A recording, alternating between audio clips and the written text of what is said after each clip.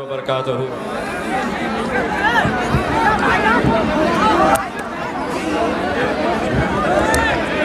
आपके हर दिल अजीज़ उम्मीदवार जनाब इल्हाज असफ़ी साहब यहाँ पर पहुँच चुके हैं। मैं चाहूँगा कि ज़ोरदार तालियों से इनका इस्तकबाल किया जाए।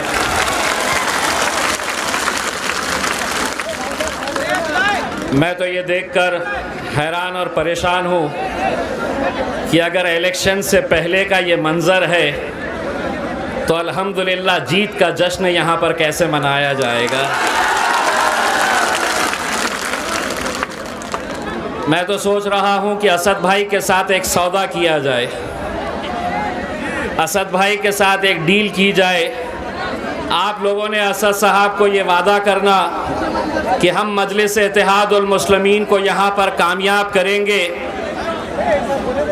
और जब यहाँ पर मजलिस इत्तेहादुल मुस्लिमीन का जीत का जश्न मनाया जाएगा तो असद साहब अकेले नहीं आएंगे, असद साहब अपने साथ में अकबर साहब को भी लेकर आएंगे। अगर मंजूर है ये सौदा तो असद साहब से मैं बात करूंगा, लेकिन आप लोगों को मुझे ये वादा करना होगा कि इंशाअल्लाह इस जगह के ऊपर जनाब असफ़ी साहब का जश्न इससे भी बड़ी धूमधाम से हम सब मिलकर मनाएंगे। दोस्तों, ये जब मंजर मैं देख रहा हूँ मुझे ऐसा लग नहीं रहा है कि मैं बिहार में खड़ा हुआ हूँ। मुझे महसूस हो रहा है कि मैं औरंगाबाद की सरजमीन पर खड़ा हुआ हूँ, जहाँ इतनी ही दीवानगी मजलिस के लिए हमें देखने को मिलती है। ज़रा सी आहट क्या होती है कि लोग हेलीकॉप्टर देखने के लिए चले जाते हैं। ये असद साहब जब आते हैं उनके आने से पहले आंधी और तूफान आता है, ये उसका एक मंजर देखने को मिल रहा है।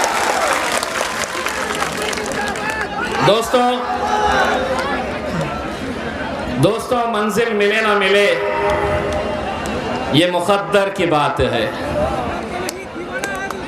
मंजिल मिले ना मिले ये मुक़द्दर की बात है, पर हम कोशिश भी ना करें ये गलत बात है। और आज अल्हम्दुलिल्लाह आप लोगों की दुआओं से जो मंजर हम बिहार की और ख़ास तौर से सीमांचल की सरजमीन के ऊपर देख रहे हैं, वो देखने के बाद हमको पूरा यकीन हो चला है और हम दावे के साथ कह सकते हैं कि इंशाअल्लाह 10 तारीख के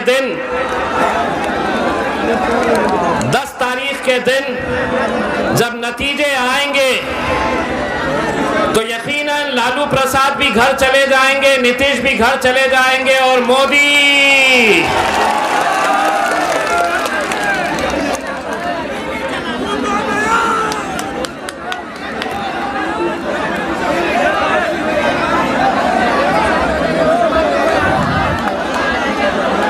दोस्तों, हमारा नौजवान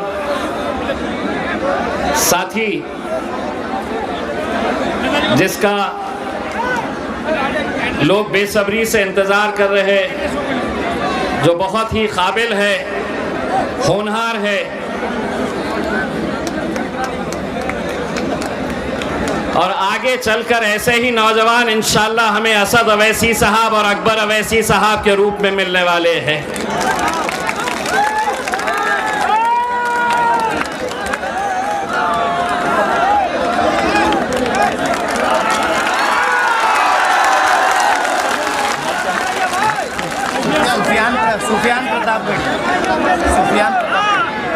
तो आप जिस नौजवान को देख रहे हैं सुफियान प्रतापगढ़ी थोड़ी देर के बाद आपके बीच में आने वाले हैं। सुफियान के लिए जोरदार तालियां बजाइए। ये ऐसे ही नौजवान है जो हमारे मुल्क का मुस्तकबिल है और आने वाला कल, ये कल इन लोगों का होने वाला है। भाइयों, ये जो इलेक्शन है, ये इलेक्शन महज आज एक इलेक्शन की नजर से मजलिस इत्तेहादुल मुस्लिमीन नहीं देख रही है। मैं तमाम लोग जो इस डी के अंदर आ गए हैं वो उनसे अपील करूंगा कि अपनी अपनी जगह के ऊपर बैठ जाए। पीछे जो लोग खड़े हैं उनको डिस्टर्ब ना करें। जो लोग डी के अंदर आए हैं वो अपनी जगह के ऊपर अगर बैठ गए तो आसानी होगी। जो नहीं बैठ रहे हम समझेंगे कि वो मजलिस के चाहने वाले नहीं है, बैठ जाए। जो मजलिस के चाहने वाले हैं वो बैठ जाए। भाई साहब तुमको किसने भेजा है? बैठो बैठो, अभी शेर आने वाला है, AK-47 लेकर आने वाला है उसके अंदर। आप बैठिए, आराम से बैठिए।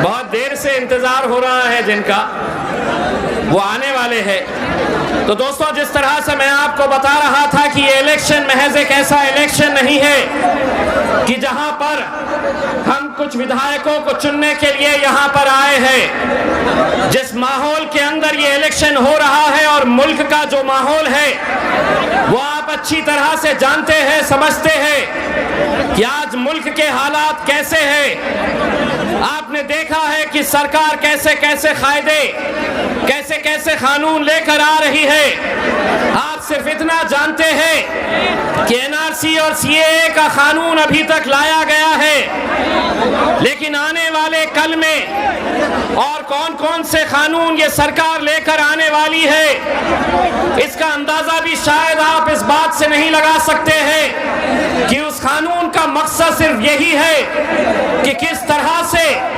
इस मुल्क में रहने वाले मुसलमानों को परेशान किया जाए।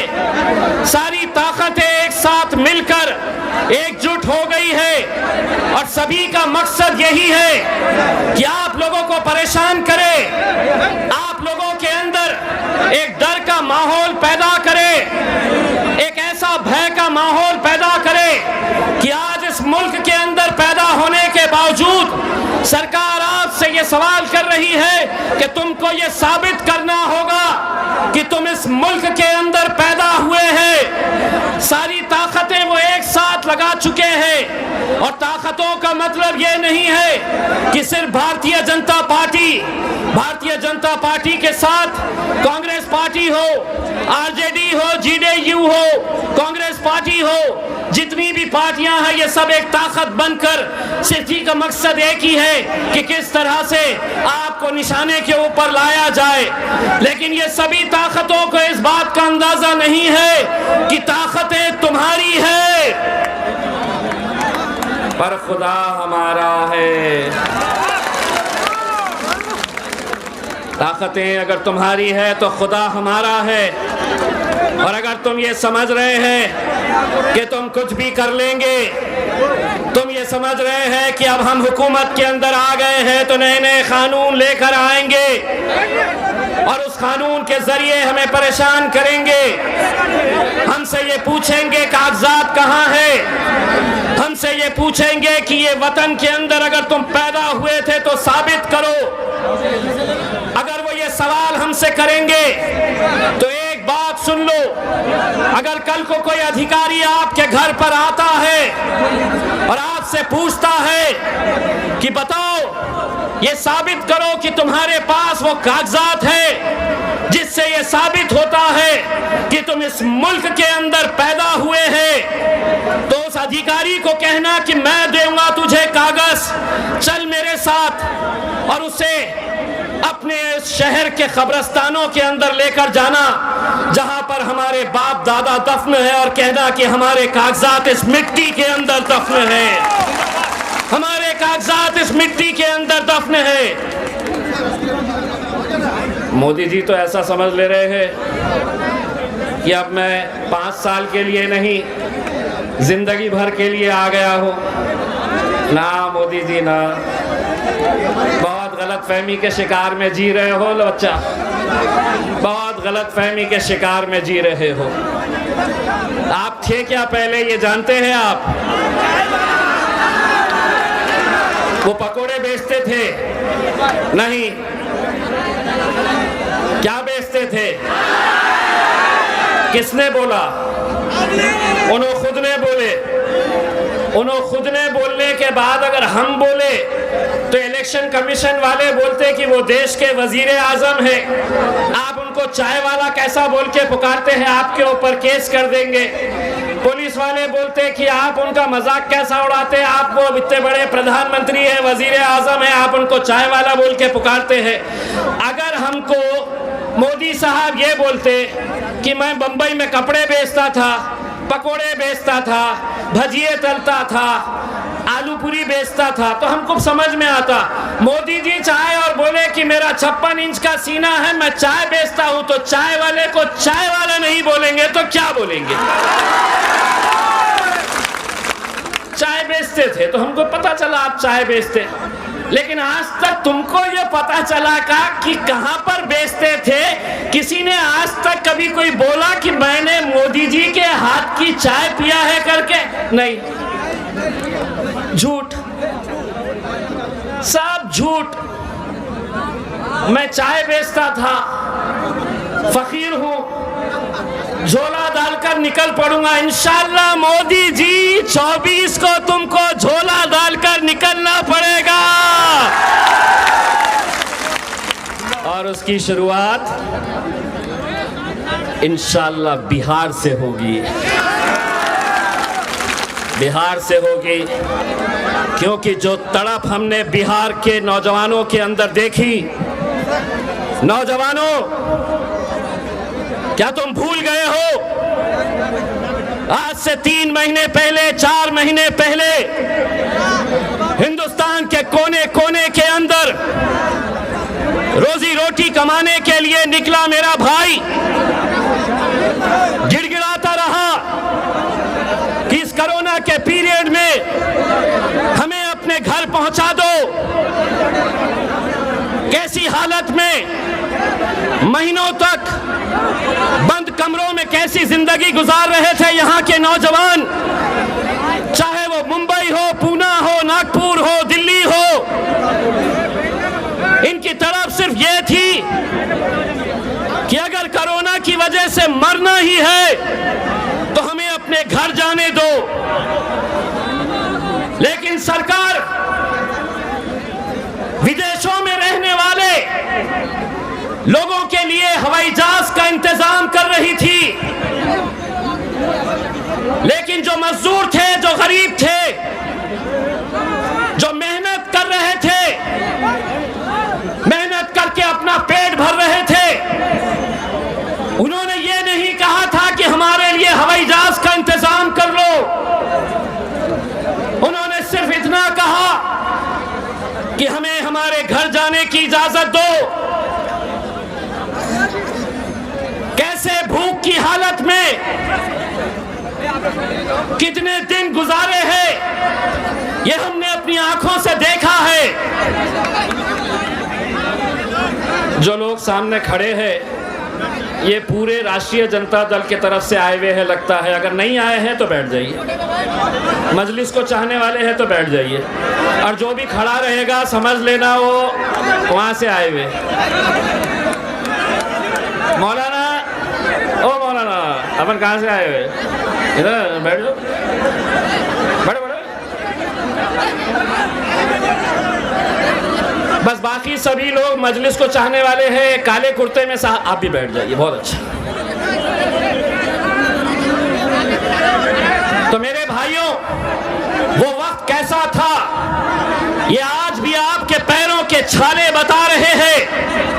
हमने देखा है उत्तर प्रदेश के, झारखंड के, बिहार के, पश्चिम बंगाल के हमारे नौजवान 1500 किलोमीटर, कई 1800 किलोमीटर, कई 2000 किलोमीटर, कोई साइकिल के ऊपर निकल पड़ा, कोई पैदल निकल पड़ा, लेकिन सरकार को यह रहम नहीं आया। सरकार ने यह सोचा नहीं, सरकार ने यह सोचा नहीं कि ये मुल्क वो लोग नहीं चलाते हैं जो विदेशों में रहते हैं। ये मुल्क चलता है तो इन गरीबों की वजह से चलता है, हम लोगों की वजह से चलता है, लेकिन मरने के लिए छोड़ दिया गया था। मैंने देखा था दोस्तों, जब औरंगाबाद में एक ट्रेन के नीचे मेरे झारखंड के 16 भाई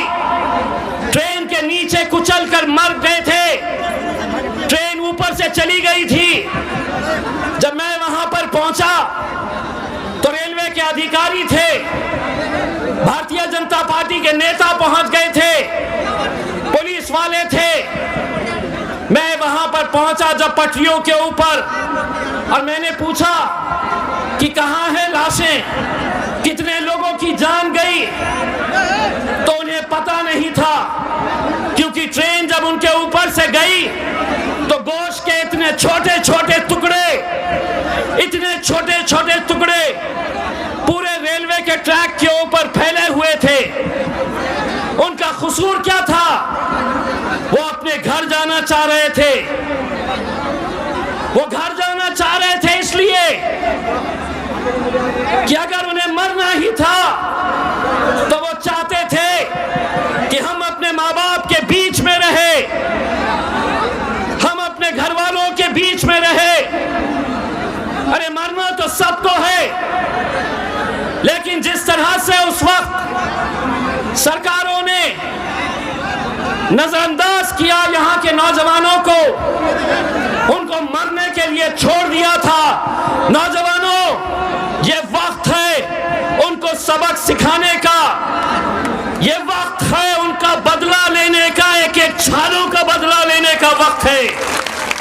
उनको ये एहसास दिलाना कि हम रोजी रोटी कमाने के लिए गए थे। हमारा कसूर क्या था कि 3-3 महीने हमें एक एक कमरे में 15-15, 20-20 लोग एक एक कमरे में। लेकिन मैं इस मुल्क के मुसलमानों को सलाम करता हूं, जिस कोरोना वायरस के बारे में यही राजनीतिक पार्टियों ने कहा था कि ये कोरोना अगर फैला है तो इन लोगों की वजह से फैला है, मुसलमानों की वजह से फैला है। पूरी दुनिया के अंदर बीमारी फैली, लेकिन हिंदुस्तान के अंदर इस बीमारी को एक मजहब के साथ जोड़ दिया गया। लेकिन सलाम करता हूं मैं हमारे नौजवानों का, सलाम करता हूं मैं हमारे बुजुर्गों का। कश्मीर से कन्याकुमारी तक सड़क के किनारे कोई खाना लेकर खड़ा है, कोई शरबत लेकर खड़ा है, कोई पानी लेकर खड़ा है, मदद करने के लिए। जिसकी जैसी हैसियत वो सड़क के ऊपर आया। किसी के पास एक रोटी थी तो उसने कहा आधी मैं खाऊंगा और आधी ये इंसान जो परेशान है उसको खिलाऊंगा। दोस्तों, उस वक्त जो काम मुसलमानों ने सड़कों के ऊपर आकर किया है, मैं समझता हूं कि जो लोग हमें नफरत की नजर से देख रहे थे, अल्हम्दुलिल्लाह हमने मोहब्बत से उन लोगों का दिल जीतने का काम किया है। मोहब्बत से दिल जीतने का काम किया है और दुनिया को दिखाया है कि ये मजहब क्या है, हमारा मजहब क्या सिखाता है। तुम हमें गालियां दे रहे थे, हम तुम्हें पानी पिला रहे थे। तुम गालियां दे रहे थे, हम खाने के पैकेट्स तुम्हें दे रहे थे। कोई कहता कि नहीं मेरा पेट भर गया तो तोशा दे रहे थे कि नहीं रास्ते में भूख लग जाए तो तुम ये खाना लेकर जाओ।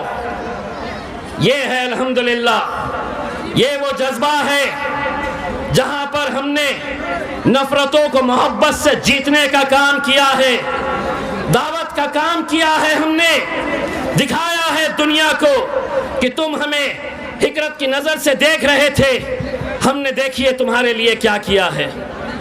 दोस्तों, आज ये मुल्क के जो हालात है, उस मुल्क के हालात के ऊपर अगर आप नजर डालेंगे तो भारतीय जनता पार्टी के राष्ट्रीय अध्यक्ष जेपी नड्डा साहब ने कहा है कि बिहार के इलेक्शन के बाद हम एनआरसी और एनपीए, सीएए ये कानून दोबारा हम लेकर आएंगे। इनका मकसद सिर्फ यही है कि कैसे इस कौम के अंदर एक डर का माहौल पैदा किया जाए, जो लोग अपनी जिंदगी गुजार दिए हैं यहाँ पर, आज उनसे अपने मुल्क के बारे में पूछा जा रहा है, यह बताया जा रहा है कि तुम इस मुल्क के अंदर अगर पैदा हुए हैं तो साबित करना होगा। अगर ये मौलाना से पूछा जा रहा है कि तुमको साबित करना, तो मोदी हम साबित करेंगे, पहले तू साबित कर कि तू इस मुल्क के अंदर पैदा हुआ है। वाह, नए नए कानून लेकर आएंगे। तलाक का कानून कौन लेकर आ रहा है? भारतीय जनता पार्टी। मोदी जी के बयान सुने होंगे आपने।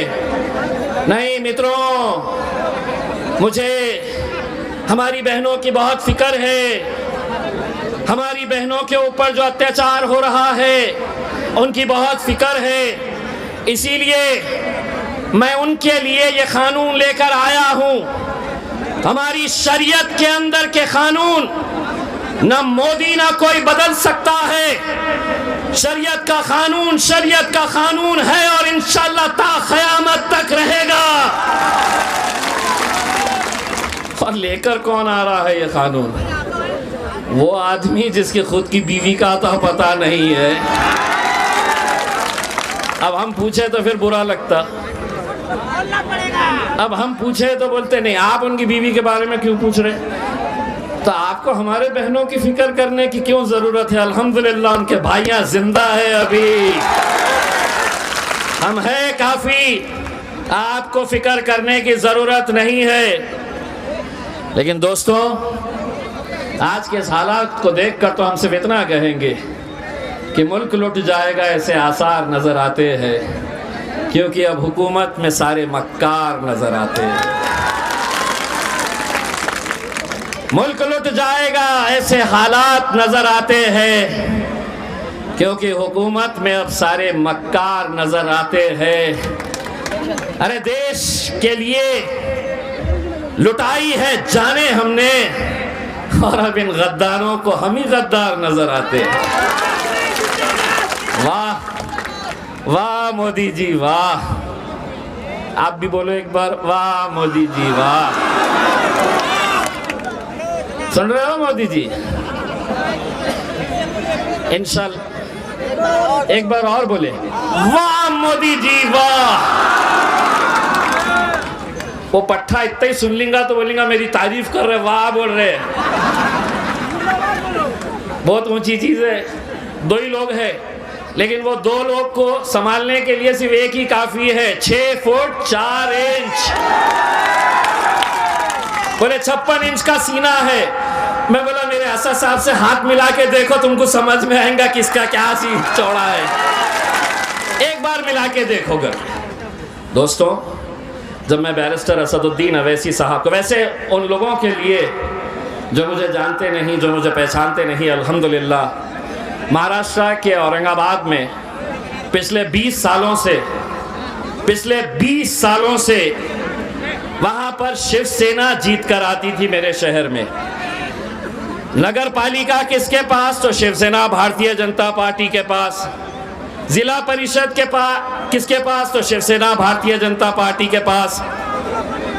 विधायक कौन चुनकर आता? तो शिवसेना चुनकर आती। और 20 साल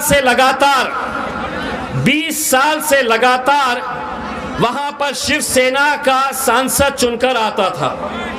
मैं जब खड़ा रहा तो बहुत सारे लोगों ने वही इल्जाम लगाया जो यहाँ पर भी, बिहार में भी जो किराए के टट्टू लगाते रहते हैं कि ये जीतने के लिए नहीं आया, ये किसी को जिताने के लिए आया, ये इसकी बी टीम है, ये सेटिंग हो गई है। तो नौजवान परेशान होते और वो मुझसे आकर कहते कि इम्तियाज भाई हमने क्या जवाब देना। वो हमको ऐसा बोलते हैं तो मैं बोलता कोई जवाब नहीं देना, इलेक्शन का दिन जब आएगा जवाब उस दिन देना। मैंने अपने नौजवानों से ये कहा था कि इलेक्शन के दिन इतने वोट मारना, और मैंने नौजवानों को ये कहा था, एक बात बात उनको समझा कर दे दी थी कि इलेक्शन के दिन बस धपा धप धपा धप धपा धप धपा धप। इलेक्शन का दिन जब आया, मैं एक इलेक्शन बूथ के ऊपर जा रहा था, गाड़ी में से उतरा, देखा एक टेबल लगा हुआ था, टोपी पहनाए हुए लड़के बैठे हुए थे, पंजे की टोपी थी। आगे गया तो शरद पवार साहब के पार्टी की टोपी पहनकर मफलर डालकर कोई बैठे थे। अब मैं वहां से अंदर एंटर जैसे ही होने लगा तो जो पंजे के ऊपर जो लड़के बैठे थे उन्होंने मुझे देखकर कहा, इम्तियाज भाई घबराओ मत, धपा धप धपा धप धपा धप धपा धप। तब मुझे समझ में आ गया अपनी तो निकल पड़ी। और अल्हम्दुलिल्लाह जब नतीजे का दिन आया, लोग कहते थे 25,000 वोट लेंगे ज्यादा से ज्यादा, कोई कहता था कि नहीं मेहनत करेंगे, अवैसी साहब अगर आ जाएंगे तो 30-40 हजार वोट ले सकता है। हमने अपनी आवाम से कहा एक धक्का लगाओ तो सही। ऐसा धक्का लगाया, अल्हम्दुलिल्लाह 4 लाख वोट मिले, 4 लाख। ख्वाब में भी नहीं सोचे थे कि महाराष्ट्र में 48 सीटें हैं लोकसभा की, किसी भी पार्टी का एक भी मुस्लिम सांसद चुनकर नहीं आता है क्योंकि उनको टिकट ही नहीं दिया जाता है। मजलिस एक सीट पर इलेक्शन लड़ी और अल्हम्दुलिल्लाह एक सीट पर जीत हासिल की। तो ये इसलिए मुमकिन हुआ कि जब नतीजे आ गए तो जो लोग हम पर इल्जाम लगाते थे उनको हमने ऐसा मामूली जवाब नहीं दिया। डॉक्टर डैंग के थप्पड़ की गूंज आज तक उन्हें सुनाई दे रही है कि कैसा होता है थप्पड़। जो हमारे ऊपर ये इल्जाम लगाते आते हैं, आज बिहार के अंदर भी यही माहौल है, यही हालात पैदा किए जा रहे हैं। आओ इलेक्शन से 2 दिन पहले 3 दिन पहले तक ये कौम को बांटने का काम करो। 74 सालों तक क्या करते आए हैं? क्यों हमारी अपनी क़यादत नहीं खड़े हो पाई है 74 सालों के अंदर? सभी जात धर्म मजहब के लोगों की अपनी अपनी पार्टियां हैं। बैरिस्टर असदुद्दीन अवैसी साहब मुसलमानों के लिए लड़ते हैं, दलितों के लिए लड़ते हैं, पिछड़ों के लिए लड़ते हैं। तो लोग कहते हैं कि ये कट्टरवाद है। अगर अपने हक के लिए लड़ना है तो ये कट्टरवाद ही सही, हम लड़ेंगे। अगर इंसाफ के लिए लड़ना है, जुल्म के खिलाफ आवाज उठानी है तो सुन लो मोदी, हम लड़ेंगे लड़ेंगे लड़ेंगे, झुकेंगे नहीं। नहीं झुकेंगे। अरे मैं असद साहब को जब देखता हूँ 550 का ऐवान, जैसे ही वो खड़े रहते हैं तो एक आध भाजपा वाला कोने में से छुप के कुछ तो भी पुकार देता। असद भाई के आंख में आंख डालकर बोल नहीं सकता तो पीछे से कहीं नारा लगा देता।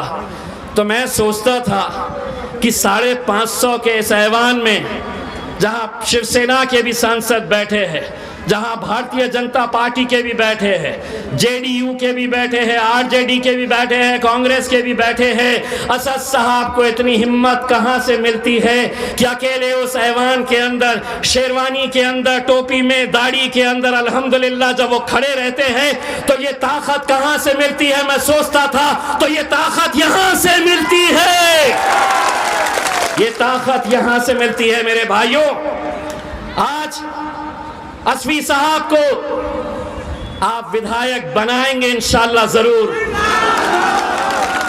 असफी साहब यहाँ के विधायक बनेंगे, लेकिन इनके विधायक बनने से ताकत मिलेगी मेरे कायद बैरिस्टर असदुद्दीन अवैसी को। और आज मुल्क को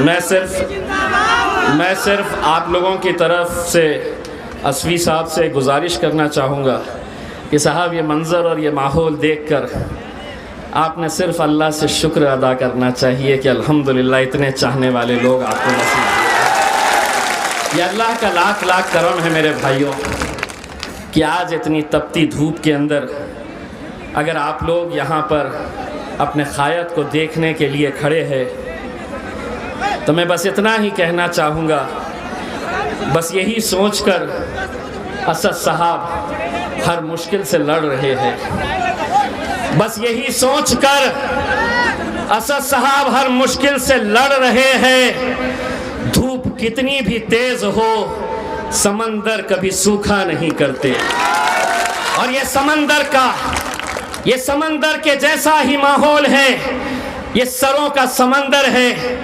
असवी साहब आप खुश नसीब है कि अल्हम्दुलिल्लाह आपको इतनी मोहब्बतों से नवाजा है कि यहाँ पर बुजुर्ग भी है, यहाँ पर नौजवान भी है, वहाँ पर हमारी माएँ और बहनें भी है। और हाँ, जिस कौम की माएँ और बहनें जब सड़कों के ऊपर निकल आती है तब इनकलाब आता है मेरे भाइयों, इनकलाब आता है। और वही इनकलाब 7 तारीख के दिन यहाँ पर आएगा, लेकिन एक बड़े भाई की हैसियत से, एक बेटे की हैसियत से मैं आपको कुछ बातों से आगाह करना चाहता हूँ। अलग अलग साजिशें, इलेक्शन जैसे जैसे करीब आता है, सारी साजिशें अभी से ही खेलना शुरू की जाती है कि इस कौम को बांट दो, इस कौम को बिखेर दो या इन्हें खरीद लो। पैसे का खेल खेला जाता है। दोस्तों, मैं जब इलेक्शन लड़ा और इलेक्शन मैंने जीता तो मेरे वहां के नौजवानों का, बुजुर्गों का जज्बा कैसा था, उसका एक छोटा सा नमूना मैं आपके सामने पेश करना चाहता हूं कि इलेक्शन से 2 दिन पहले कांग्रेस का उम्मीदवार एक मुसलमानों की गरीब बस्ती के अंदर जाता है, इतनी गरीब बस्ती कि वहां पर लोग पेट भरने के लिए सुबह काम पर जाते तो रात में उनका चूल्हा जलता। रात के वक्त वो मोहल्ले के नौजवानों को जमा करता है, साथ में पैसा लेकर आता है, नौजवानों को पैसा तकसीम करता है। लेकिन उन्हीं में से एक नौजवान है जो खड़े रहकर ये कहता है कि भाइयों, इस पैसे को हाथ नहीं लगाना, अगर तुमको पैसा चाहिए तो मैं ला कर दूंगा पैसा। दूसरे नौजवान लड़के उसको देखकर हंसते, मुस्कुराते, उसका मजाक उड़ाते और कहते थे तू कहां से लेकर आएगा पैसा, तू खुद ऑटो रिक्शा चलाता है, तू दिन में रिक्शा चलाता है तो रात में तेरे घर का चूल्हा जलता है, तू कहां से पैसे लेकर आएगा। उस लड़के के जज्बे को सलाम मेरे भाइयों। वो अपने जेब से ऑटो रिक्शा की चाबी निकालता है और कहता है कि चाहे तो तुम मेरा ऑटो रिक्शा बेच दो, लेकिन मजलिस को इस बार धोखा मत दो मेरे भाइयों, मजलिस को धोखा मत दो। ये जज्बा है कि जो आज अल्हम्दुलिल्लाह जिसकी वजह से हमने औरंगाबाद में जो शिवसेना का गढ़ हुआ करता था, अल्हम्दुलिल्लाह उस गढ़ के अंदर उनको गाड़ कर हम आए हैं। ये आप लोग भी कर सकते हैं मेरे भाइयों, लेकिन नहीं। असद साहब वो क्यों आए हैं यहाँ पर, बिहार में क्यों आए हैं? वो तो हैदराबाद के हैं। यहाँ पे आकर क्या कर रहे? सोशल मीडिया पे डाला जाता कि नहीं ये वोट काटने के लिए आए, नहीं ये यहाँ पर किसी को हराने, किसी को जिताने के लिए आए। दोस्तों, यही अगर हम सुनते रहते तो आज हमें जीत नसीब नहीं होती। हमें ये सब चीजों का भूलना होगा, क्योंकि आपके मन को बहकाने के लिए कोई और नहीं, आपके अपने ही बीच में कोई मुसलमानों को छोड़ा जाएगा और ये कहा जाएगा कि नहीं अब ये कमजोर हो रहे हैं, इनको वोट दिए तो ऐसा होगा, असफी साहब को वोट दिए तो उनको नुकसान, इनको फायदा होगा। उन लोगों को ये बताओ कि तुम हमें आंकड़े बताएंगे कि ये कैसे जीत सकते हैं या कैसे हार सकते हैं। उनको एक बात कहना जरूर कि तुम्हारा यकीन उन आंकड़ों के ऊपर होगा। तुम हमें हिसाब किताब बताकर समझाने की कोशिश करेंगे, अरे तुम्हारा यकीन आंकड़ों पर होगा, मेरा यकीन तो मेरे रब के ऊपर है, मेरे रब पर है। हमारा काम तो सिर्फ मेहनत करना है, पूरी ईमानदारी के साथ, शिद्दत के साथ मेहनत करना है। 7 तारीख के दिन सुबह उठना है आपको, फजर की नमाज पढ़ के आपके खुद के, आपके घर वालों का, आपके पड़ोसियों का, रिश्तेदारों का एक एक वोट मायने रखता है मेरे भाइयों, एक एक वोट मायने रखता है। पूना में कोंडवा इलाका है, आज से कुछ साल पहले वहां पर नगर परिषद का इलेक्शन हुआ। कोंडवा इलाके के अंदर मुसलमानों की आबादी बहुत ज्यादा है। वहां पर शिवसेना की तरफ से एक उम्मीदवार फेरोज नाम का एक लड़का, उनकी वालदा, दोनों खड़े, मुकाबला बहुत टक्कर का। नतीजे जब आए तो जितने वोट शिवसेना के उम्मीदवार को मिले उतने ही वोट फेरोज की वालदा को मिले। सन्नाटा छाया हुआ था, एक तरफ फेरोज के समर्थक, दूसरी तरफ शिवसेना के समर्थक। रिकाउंटिंग कराई गई, उसमें भी नतीजा आया कि दोनों को एक जैसे ही वोट मिले। तब एक वोट पोस्ट के जरिए आया था, पोस्टल बैलेट। जो पुलिस वाले ड्यूटी पर जाते हैं, जो पुलिस वाले या टीचर्स जो नौकरी के ऊपर जाते हैं, वो पोस्ट के जरिए अपना वोट डालते हैं। एक वोट खोलने का फैसला लिया गया और वो जो वोट खोला गया, लिफाफा खोला गया, लाखों की भीड़ थी, सन्नाटा था, वो वोट गया शिवसेना के हक में। उस दिन ये एहसास हुआ कि एक वोट की कीमत क्या होती है। इसीलिए मेरे भाइयों, अगर हमारी बेटी, हमारी बहन अगर कहीं शादी होकर गई है अपने ससुराल में, वोट यहीं पर है, आपको बुलाना होगा एक वोट डालने के लिए। भारतीय जनता पार्टी जब सत्ता में आई, सत्ता में जब आई भारतीय जनता पार्टी, तो उनको वोट डालने के लिए अमेरिका से, लंदन से, ऑस्ट्रेलिया से लोग आते हैं सिर्फ अपना एक वोट डालने के लिए। जिस दिन इस कौम के अंदर ये बेदारी आ जाएगी कि हमारे वोट की कीमत क्या है, तो इंशाअल्लाह उस दिन हमारी भी ताकत क्या होगी, सियासी ताकत, इसका अंदाजा आप लगा नहीं सकते हैं। वो बेदारी हमें पैदा करनी होगी। 7 तारीख के दिन जिसको जो जिम्मेदारी दी जाएगी, वो जिम्मेदारी बखूबी निभाइए।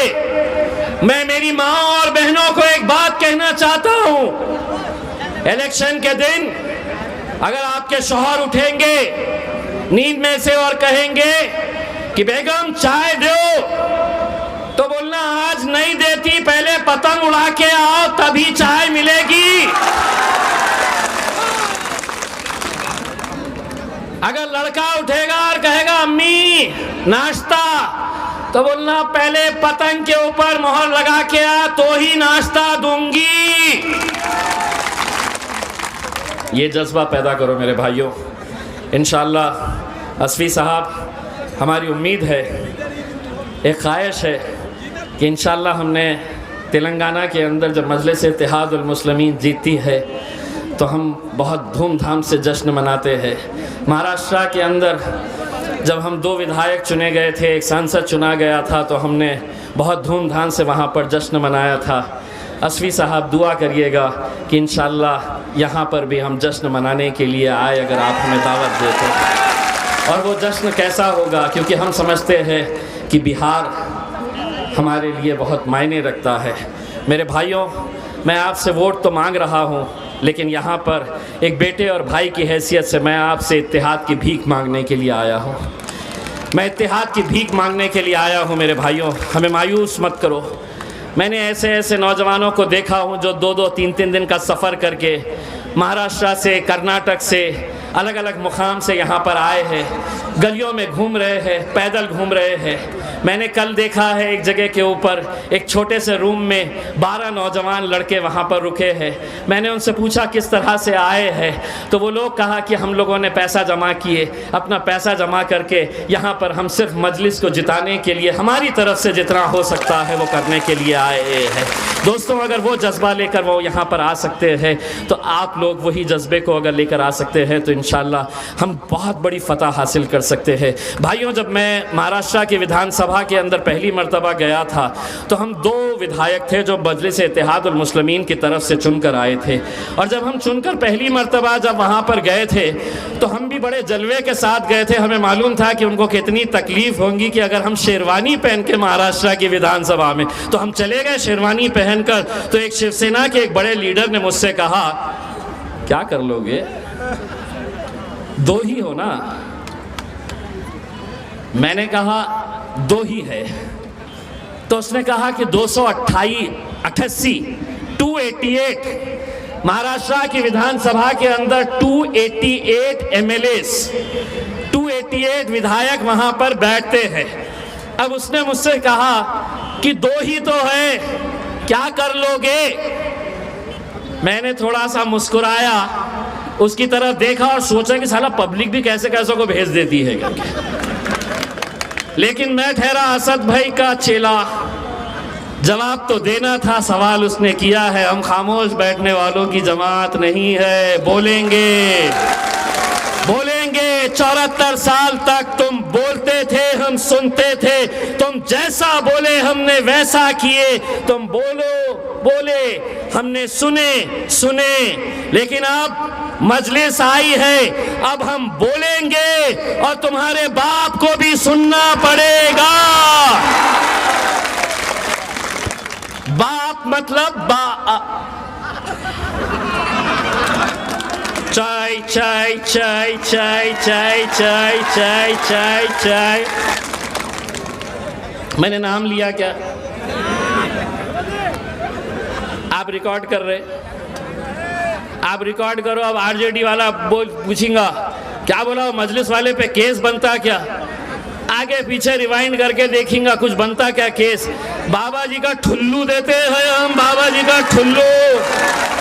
हमारा रिश्ता इन लोगों के साथ ऐसा हो गया है कि अगर हम खामोश बैठकर भी अगर बोल दे इशारों में तो ये समझ जाते हैं क्या उड़ाना है।